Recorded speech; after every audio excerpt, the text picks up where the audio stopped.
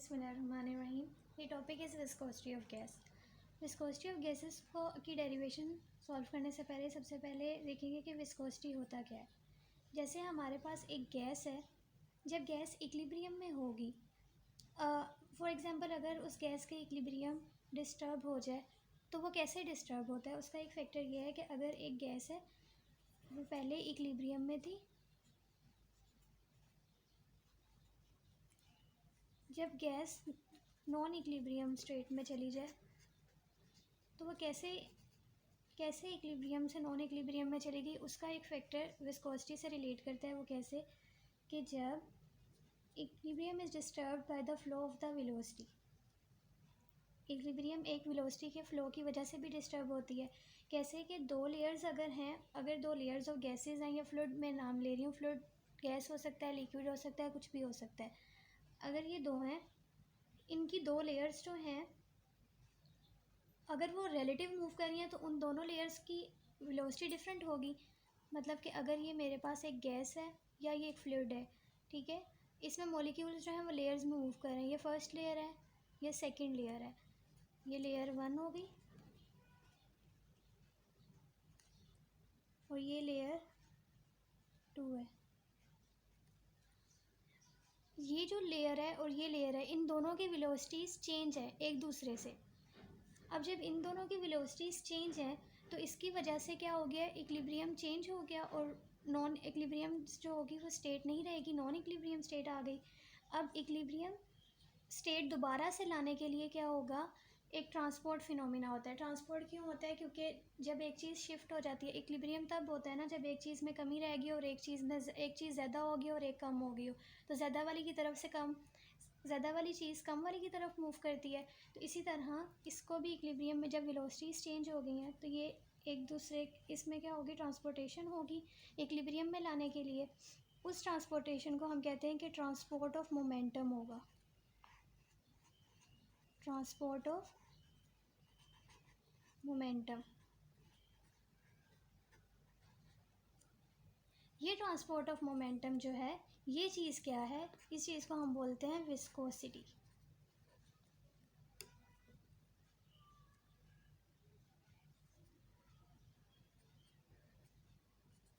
इस चीज़ को हम बोलते हैं विस्कोसिटी।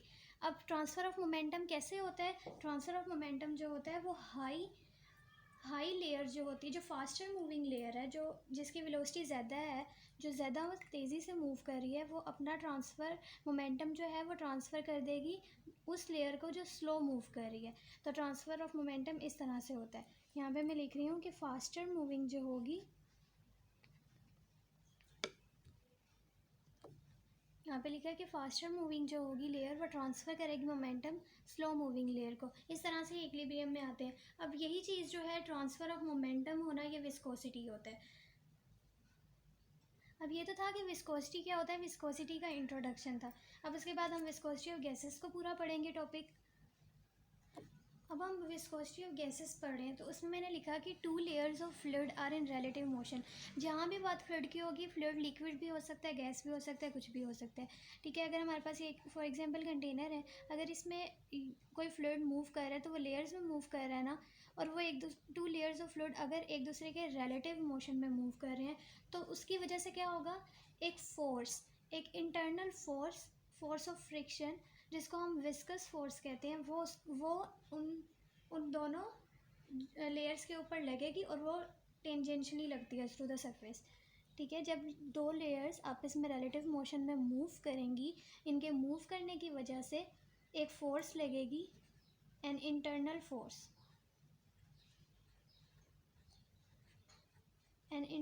फोर्स ऑफ फ्रिक्शन, और उस इंटरनल फोर्स ऑफ फ्रिक्शन को हम बोलेंगे विस्कस फोर्स। जैसे विस्कोसिटी, विस्कस फोर्स, इनके मूव करने की वजह से एक विस्कस फोर्स एक्ट करेगी और वो टेंजेंशियली एक्ट करेगी।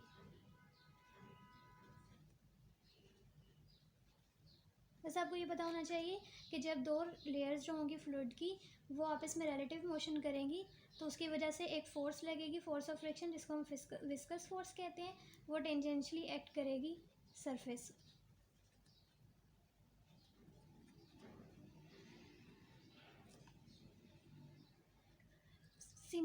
सेम उसी तरह जैसे सॉलिड्स में जब फोर्स ऑफ फ्रिक्शन एक्ट करती है, इसी तरह फ्लूइड्स में, लिक्विड या गैसेस में विस्कस फोर्स एक्ट करेगी। अब क्या होगा कि जब ये फोर्स एक्ट करेगी, इस फोर्स की वजह से, ये जो फोर्स इसके ऊपर लगी है, इस फोर्स की वजह से क्या होगा, जो स्लो मूविंग लेयर होगी वो स्पीड अप हो जाएगी और जो फास्टर मूविंग लेयर है वो रिटार्डेड हो जाएगी। और वो क्यों हुआ, जैसे हमें अभी मोमेंटम में पढ़ा था कि मोमेंटम ट्रांसफ़र होता है फास्टर मूविंग लेयर से स्लो मूविंग लेयर की तरफ। तो इसी तरह जब ये ट्रांसफ़र होगा तो जो स्लो मूविंग लेयर है वो स्पीड अप हो जाएगी और फास्ट मूविंग लेयर जो है वो रिटार्डेड हो जाएगी। ये सब मोमेंटम की वजह से हुआ था। ठीक है, मैंने यहाँ पे लिख दिया कि इस फोर्स की वजह से जब दो लेयर्स जो होंगी वो रिलेटिव मोशन में मूव करेंगी तो एक फोर्स उसके ऊपर एक्ट होगी जिसको हम कहते हैं वो विस्कस फोर्स है, और उस विस्कस फोर्स की वजह से क्या होगा, मोमेंटम ट्रांसफ़र होगा। ट्रांसफ़र ऑफ मोमेंटम की वजह से जो स्लो मूविंग लेयर है स्पीड अप हो जाएगी, फास्ट मूविंग लेयर रिटार्डेड। अब इसमें एक क्वेश्चन आता है कि मोमेंटम जो हम बोल रहे हैं कि वो ट्रांसफ़र हो जाएगा, तो मोमेंटम कैसे ट्रांसफ़र होता है। मोमेंटम ट्रांसफ़र होता है जब मॉलिक्यूल्स आपस में कोलाइड करते हैं, जब तो उनकी कोलिजन की वजह से मोमेंटम ट्रांसफ़र हो जाता है फास्टर मूविंग से स्लोअर मूविंग लेयर की तरफ। अब हम इसकी डेरिवेशन सॉल्व करते हैं, सारी बेसिक बातें थी। हम अब सपोज करते हैं कि हमारे पास ये एक लेयर है और एक लेयर ये है। इसको हमने कह दिया ये ए बी लेयर है और ये लेयर जो है वो सी डी लेयर है।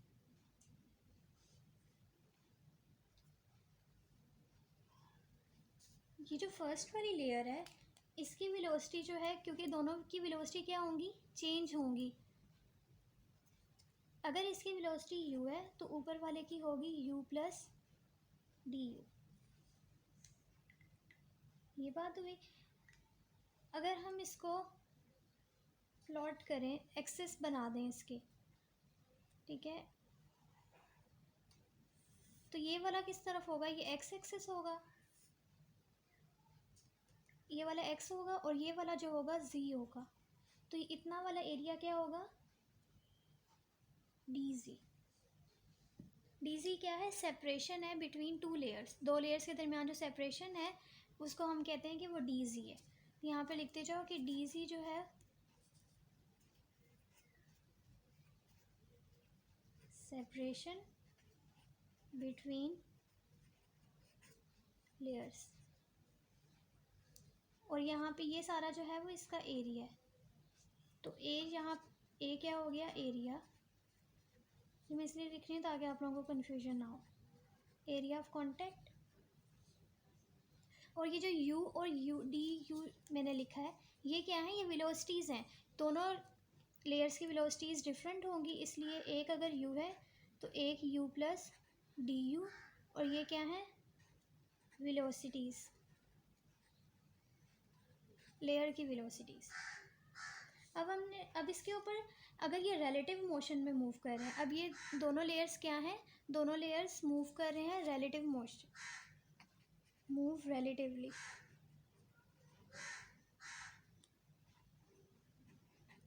अगर ये रिलेटिवली मूव कर रहे हैं तो हमने अभी बात की कि अगर दो लेयर्स रिलेटिव मोशन में मूव करेंगी तो उनके ऊपर एक फ़ोर्स लगेगी, जो फोर्स विस्कस फोर्स होगी। तो इस रिलेटिव मूव, अगर इन रिलेटिव की मूव करने की वजह से क्या होगा, एक फ़ोर्स लगेगी, और वो फोर्स क्या है, ये विस्कस फोर्स है।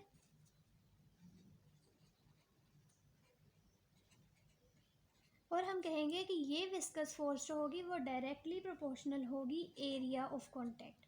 ठीक है, इस एरिया के डायरेक्टली प्रोपोर्शनल होगी। और उसके अलावा साथ ही साथ ये फोर्स जो होगी ये डायरेक्टली प्रोपोर्शनल होगी वेलोसिटी ग्रेडियंट के। और वेलोसिटी ग्रेडियंट क्या होता है, change in velocity with respect to Z. तो ये हमारे पास इस हिसाब से वेलोसिटी ग्रेडियंट ये आ रहा है।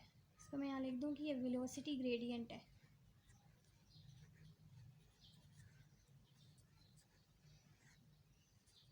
अब ये जो एरिया के डायरेक्टली प्रोपोर्शनल है और वेलोसिटी ग्रेडियंट के डायरेक्टली प्रोपोर्शनल है, ये एक एक्सपेरिमेंटल फैक्ट है। दोनों चीज़ें जब हम इन दोनों को कंबाइन करेंगे तो क्या होगा,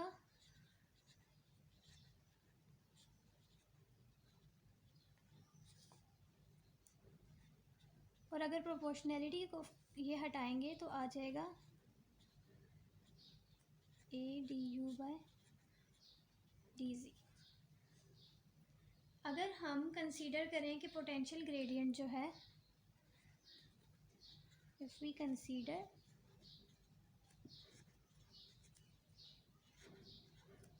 D u by d g is equals to 1,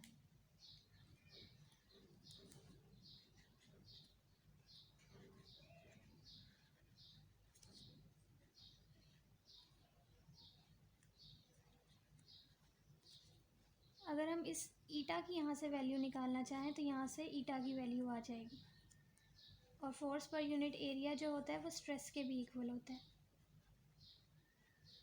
यहाँ से हम ईटा की वैल्यू निकाल सकते हैं। ये ईटा क्या है, ये ईटा मेजर करता है stress per unit velocity gradient, ठीक है। अगर यहाँ से तो हमने ईटा की वैल्यू निकाली ना, तो अगर हम यहाँ से निकालें तो ये फोर्स इधर आ जाएगी, एरिया भी इधर आ जाएगा और ये उधर चला जाएगा, तो ईटा जो है वो मेजर्स करता है वेलोसिटी पर यूनिट ग्रेडियंट को भी, stress per unit velocity gradient sorry. उसके अलावा ये जो ईटा होता है इसको हम कोफिशिएंट ऑफ विस्कोसिटी भी बोलते हैं, और ये चीज़ क्या है, कोफिशिएंट ऑफ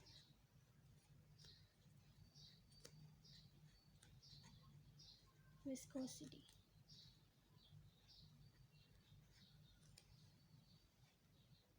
यहाँ से हमने निकाली कि फोर्स जो होती है, फोर्स की वैल्यू निकाली और हमने ईटा की वैल्यू फाइंड आउट कर ली, और हमने कहा कि अगर दो लेयर्स हैं वो रिलेटिव मोशन में मूव कर रही हैं तो उनके रिलेटिव मोशन के मूव करने की वजह से एक फ़ोर्स लगती है जिसको हम विस्कस फोर्स कहते हैं, और वो दो चीज़ों के डायरेक्टली प्रोपोर्शनल होती है। उनको कंबाइन किया, कांस्टेंट ऑफ प्रोपोर्शनैलिटी आ गया हमारे पास, और कांस्टेंट, और फिर उसके बाद हमने कोफिशिएंट ऑफ विस्कोसिटी निकाला। अब हम 3 लेयर्स लेंगे, वो जो 2 ली थी वो हमने फोर्स निकालने के लिए ली थी।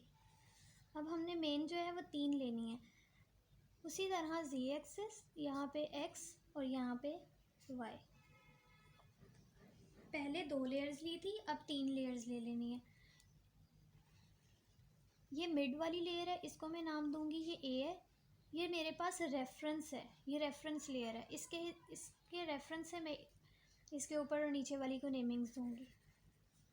इसको मैंने नेम दिया b, इसको नेम दिया c, और इनके दरमियान का जो डिस्टेंस है वो लैम्डा है, mean free path.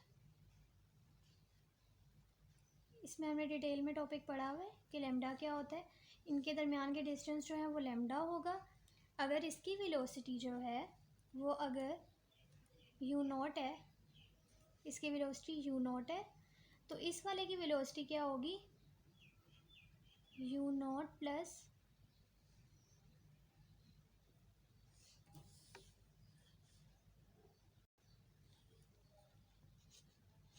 D u naught by d C.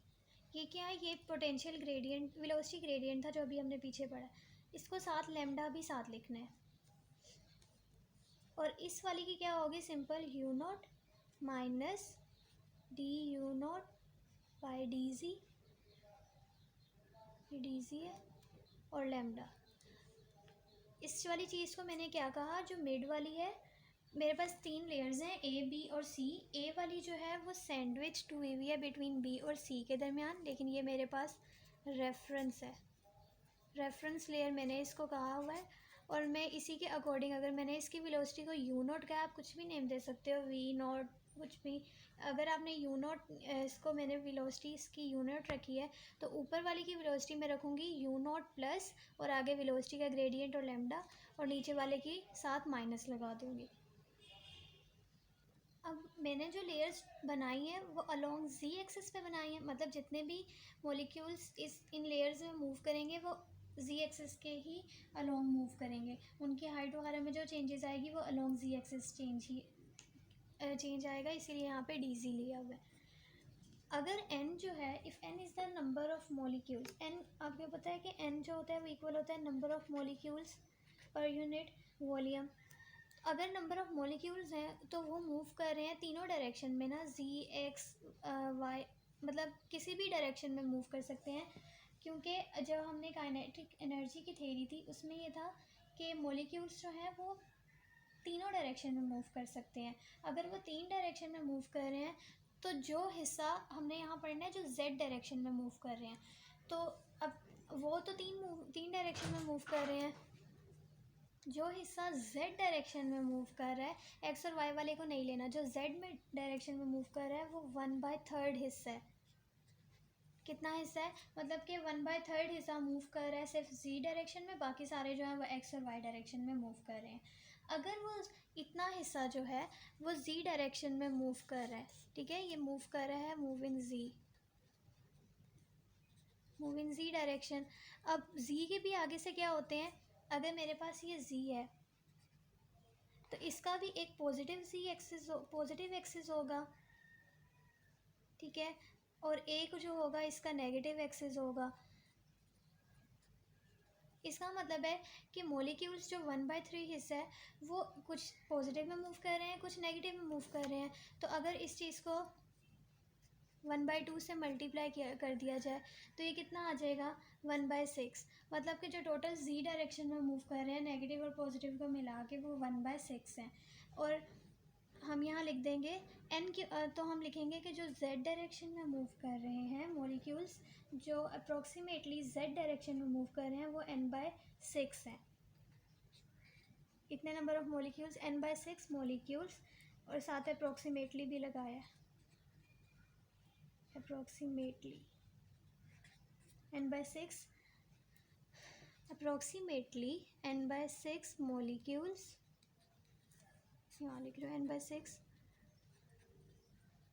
molecule per unit volume move along z direction।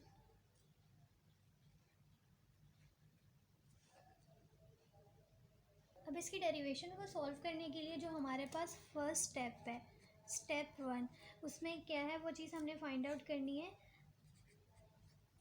Number of molecule per unit volume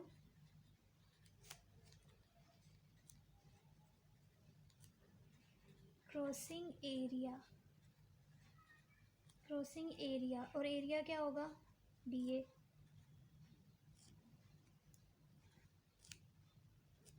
area of layer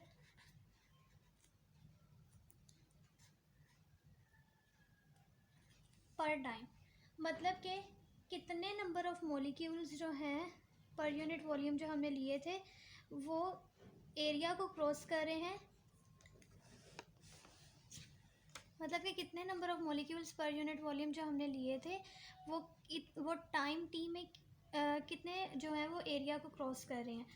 तो अब ये चीज़ हमने निकालनी है, ये स्टेप 1 है। इसके लिए क्या है, इसका मतलब क्या है कि अगर मैं यहाँ पे एक, ये मीन फ्री पाथ जब हमने किया था तो उसमें हमने ये बनाया था ना कि अगर ये एरिया होता है जिसको हम डी ए बोल रहे हैं तो यहाँ पे हम वी इंटू टी, ये पिछले लेक्चर में हम डिस्कस कर चुके हैं। अगर यहाँ पे मॉलिक्यूल्स मूव करेंगे और यहाँ पे मॉलिक्यूल्स एरिया को कौन से मॉलिक्यूल्स इस एरिया को क्रॉस कर सकते हैं, जो मॉलिक्यूल्स इसके अंदर हैं, जो यहाँ हैं बाहर हैं वो सारे इसको क्रॉस नहीं कर सकते, जो अंदर हैं वो सारे इसको क्रॉस करेंगे और उनका टाइम जो होगा वो इतने टाइम में क्रॉस कर सकते हैं। इस चीज़ को हमने लिख देना है। अब number of molecules per unit volume वो हम निकाल चुके हैं, हमने कहा है कि वो 1/6 हैं या n/6 हैं, n/6 नंबर ऑफ़ मॉलिक्यूल्स हैं, वो क्रॉस करेंगे एरिया को, ठीक है, उन्होंने क्रॉस करना है एरिया को कितने टाइम में करेंगे, v इंटू टी टाइम में, और ये एरिया को क्रॉस करना है, डिवाइडेड बाय टाइम भी है। अब टाइम कैंसिल हो जाएगा तो हमारे पास इसकी वैल्यू क्या आएगी, n/6 v और dA। फर्स्ट स्टेप में ये निकालना था। सेकंड स्टेप में क्या है, सेकंड स्टेप करते हैं अभी। अब हमें पता लग गया कि इतने नंबर ऑफ मॉलिक्यूल्स जो होंगे, मॉलिक्यूल्स हमने निकाल लिए। दूसरा हमने कहा कि अगर मॉलिक्यूल्स मोशन, रिलेटिव मोशन में मूव करें तो उनमें मोमेंटम भी तो ट्रांसफ़र होगा।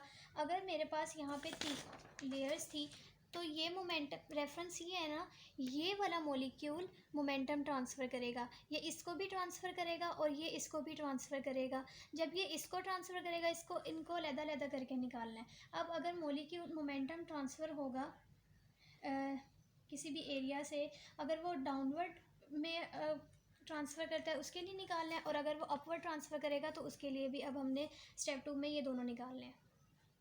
स्टेप 2 जो है वो फॉर मोमेंटम के लिए।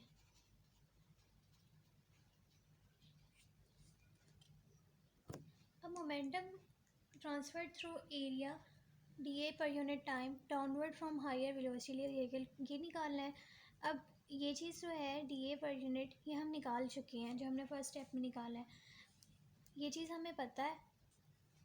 और मोमेंटम ट्रांसफ़र जो हो रहा है वो हमें पता है कि मोमेंटम जो होता है वो इक्वल होता है मास इनटू वेलोसिटी के। तो यहाँ हम सिंपल ये चीज़ हम निकाल चुके हैं, हम लिख देंगे, ये हमारे पास आई थी 1/6 n,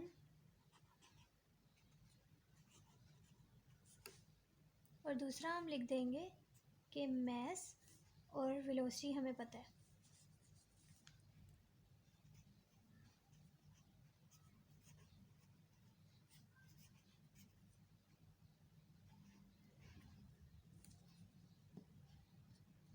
सिमिलरली फॉर अपवर्ड के लिए निकाल लेंगे यही सब कुछ। मोमेंटम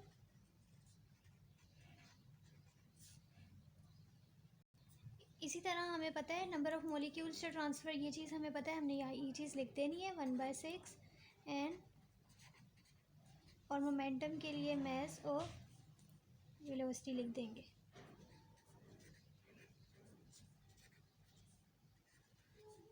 ये हो गया स्टेप, इसको मैंने नेम दे दिया इक्वेशन 1 और इसको इक्वेशन 2। लेकिन हमें निकालनी थी नेट मोमेंटम, तो नेट मोमेंटम जो ट्रांसफर्ड होगा वो किस तरह निकालेंगे, इक्वेशन 1 माइनस इक्वेशन 2 करके। नेट मोमेंटम के लिए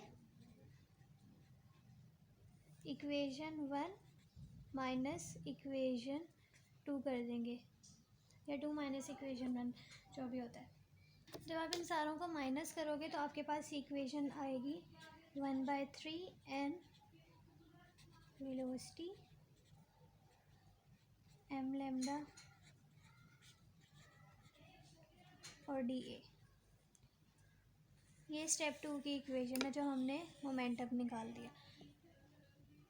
अभी हमने निकाला है मोमेंटम ट्रांसफ़र हो रहा था जो नेट मोमेंटम पर यूनिट टाइम पे। अब क्या है स्टेप नंबर 4।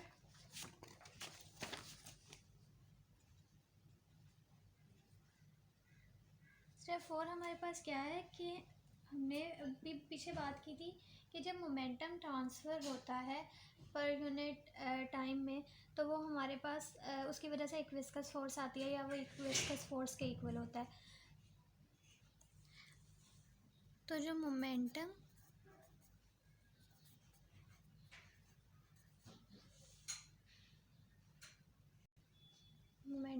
ट्रांसफ़र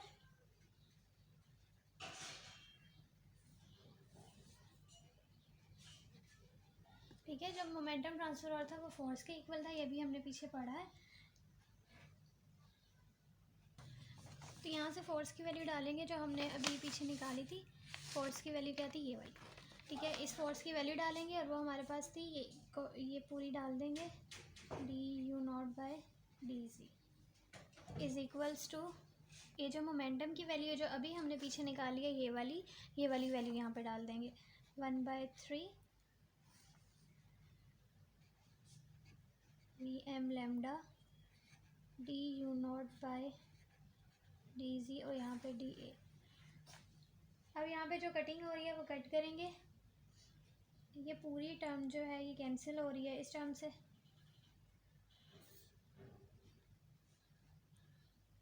और क्या क्या कैंसिल हो रहा है, ये नंबर ऑफ़ मॉलिक्यूल्स वाला n था, इसको कैंसिल नहीं करना। तो हमारे पास यहाँ से ईटा की वैल्यू आ जाएगी 1/3 n mv लैम्डा, इसके ऊपर बार था, ये वैल्यू आ गई।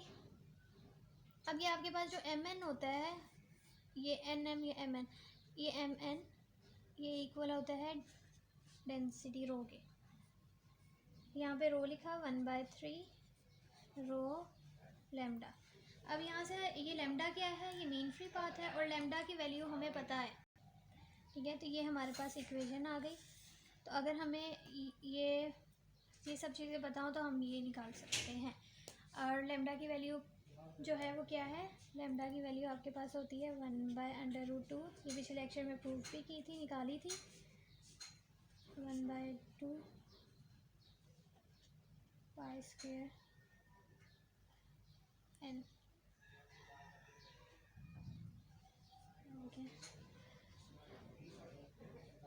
सबसे पहले हमने क्या कहा था, विस्कोसिटी ऑफ गैसेस के बारे में बताया कि जब दो लेयर्स जो होंगी वो आपस में रिलेटिव मूव कर रही होती हैं, तो उनके मूव करने की वजह से उन पे कोई ना कोई फ्रिक्शन की तरह फोर्स लग रही होती है। और जब मूव कर रही होंगी तो फास्टर मूविंग जो होगी वो मोमेंटम ट्रांसफ़र करेगा स्लो मूविंग पे, और उनके मोमेंटम ट्रांसफ़र करने की वजह से वहाँ पे एक फ़ोर्स लगेगी जिसको हम विस्कस फोर्स कहते हैं, वो विस्कस फोर्स अपीयर हो जाएगी। फिर हमने कहा कि विस्कोसिटी ऑफ गैसेस क्या होती है कि टू लेयर्स ऑफ फ्लूइड जो होते हैं वो जब रिलेटिव मोशन में होते हैं तो उनके ऊपर एक फ़ोर्स लगती है, सब ये वही बात है। फिर हमने दो लेयर्स ली थी, दो लेयर्स ली, हमने कहा कि उनके दरमियान का जो है वो एरिया ऑफ कांटेक्ट है, और यहाँ से यहाँ तक का डिस्टेंस जो सेपरेशन है वो डीजी थी। वहाँ से हमने कहा कि अगर ये रिलेटिव मोशन में मूव कर रही हैं तो इनके ऊपर विस्कस फोर्स लगेगी, जो कि दो चीज़ों के डायरेक्टली प्रोपोर्शनल होती है, एरिया के और वेलोसिटी ग्रेडियंट के। यहाँ से हमने एक फोर्स की वैल्यू निकाल ली थी। फिर उसके बाद दो लेके हमने फोर्स की वैल्यू निकाली। फिर हमने तीन लेयर्स ली, तीन लेयर्स में हमने जी के अलोंग हम मॉलिक्यूल्स को मूव करवा रहे थे। तो हमने मॉलिक्यूल्स हमने सपोज किया कि 1/3 जो मॉलिक्यूल्स हैं वो z डायरेक्शन मूव कर रहे हैं। तो अगर z की पॉजिटिव भी डायरेक्शन होती है, नेगेटिव भी होती है, तो अगर वो दो डायरेक्शन के साथ के लिए 1/2 से मल्टीप्लाई किया तो 1/6 आ गया मॉलिक्यूल्स। स्टेप 1 में हमने नंबर ऑफ़ मॉलिक्यूल्स निकाले। स्टेप 2 में हमने मोमेंटम अपवर्ड लेयर के लिए और डाउनवर्ड लेयर के लिए निकाला, उन दोनों को माइनस किया तो हमारे पास नेट मोमेंटम आ गया टोटल। फिर स्टेप 3 में फिर हमारे पास था कि फोर्स जो होती है वो इक्वल होती है मोमेंटम ट्रांसफ़र, और जब मोमेंटम ट्रांसफ़र होता है तो जिसकी वजह से फोर्स आ जाती थी, वो पीछे हमने बात की थी, तो हमने वो फोर्स की वैल्यू डाली, मोमेंटम की वैल्यू डाली जो दोनों निकाली थी, और इस तरह से हमारे पास ये इक्वेशन ड्राइव होगी।